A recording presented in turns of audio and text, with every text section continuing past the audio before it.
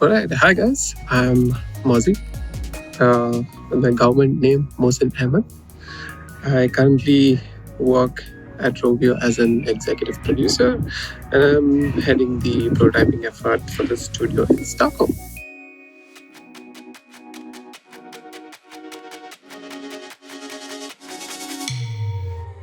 A prototype is an early sample, model, or release of a product built to test a concept or a process. There are many ways to approach prototyping, but typically the process consists of a few basic steps: identification, development, review, and revision/iteration in some form or the other.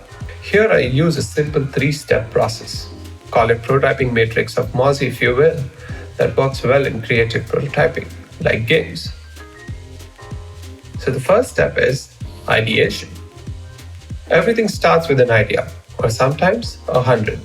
And in this phase, we need to narrow down what we actually start working on. For that, we need to identify the basics and decide upon what we will develop further.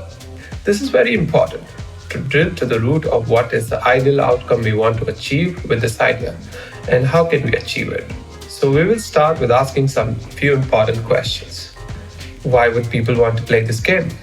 Is it going to be for fun, adventure, to pass the time, for role playing, or all the above? The next questions could be, how do you want to make this game? Is it going to be for mobile or console? What's the platform? How will people play it? What will you need to make it happen? What will it look like? What will it feel like?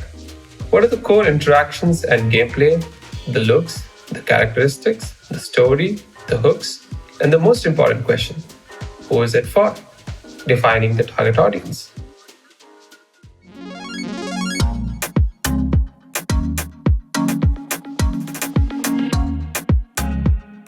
A minimum viable product is a version of product with just enough features to satisfy early customers and provide feedback for future. It is not supposed to be a finished or a polished product. The purpose of an MVP is to test and get feedback. It can be anything from a PowerPoint presentation to a working demo. The point is not to just make the wheels or a steering wheel of a car, as that wouldn't obviously demonstrate how the car would function in practice. A prototype of a vehicle that has wheels, benches, seats, a steering wheel, and some kind of a motor that goes forward. You can build a prototype with whatever skills and tools you have at your disposal. Here I show you how to make a game prototype with a simple PowerPoint with no coding or graphic design skills needed. Just some pics from Google and PowerPoint animations. And with a few clicks, we have a unicorn jumping over monsters to get to a portal. And now we need to get some feedback on it, which brings us to the third phase. To review, validate, and revise our decisions in phases 1 and 2. We need to gather some precious feedback.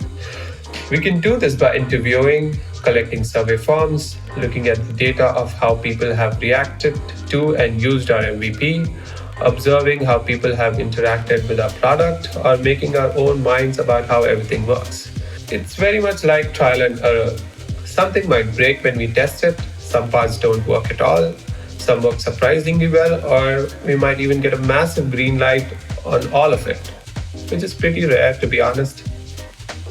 In the feedback phase, it is important to stay humble, to be as objective as possible for the conclusions to be as reliable as possible. And I guess the more you make games and hone your expertise, the more reliable your intuition gets when it comes to decision making. But all in all, it's all about the joy of the process. And that's what makes it so fun. Thank you for watching. I would love to see what prototypes you might actually come up with. So, see you on the playing fields and keep prototyping. Spark some joy.